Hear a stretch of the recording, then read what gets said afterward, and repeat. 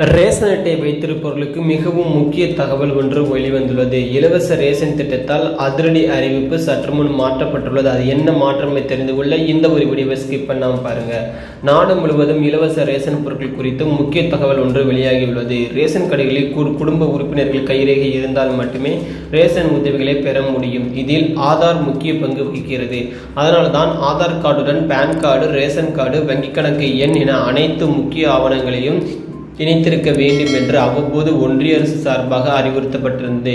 இதனையடுத்து பொதுமக்களுக்கும் ரேஷன் கார்டுடன் ஆதார் கார்டினை இணைத்திருந்தால் ஆனால் இப்படி இணைக்கப்பட்ட பிறகுதான் பல மோசடிகள் சில மாதங்களுக்கு முன்பே வெளிச்சத்திற்கு வந்திருக்கின்றனர்.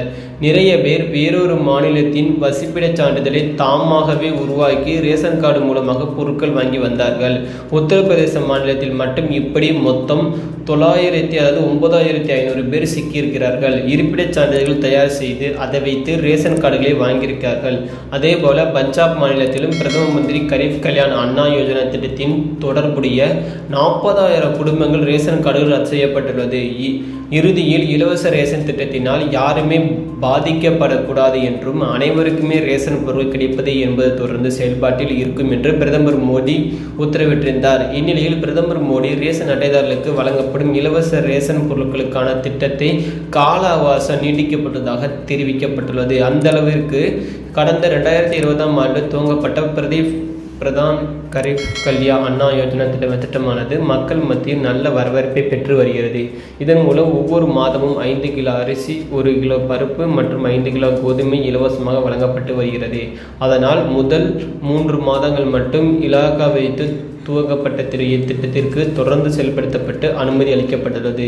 அதாவது இந்த திட்டத்தை 2028ஆம் ஆண்டு வரை நடைமுறைப்படுத்த ஒன்றிய அமைச்சரவை ஒப்புதல் வழங்கியுள்ளதாக பிரதமர் மோடி அறிவித்திருக்கிறார்.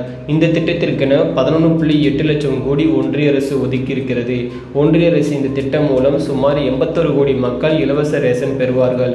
அதிலும் 75% கிராமப்புற மக்களும் 50% நகர்ப்புற மக்களும் அடங்குவார்கள் என்பது குறிப்பிடத்தக்கது.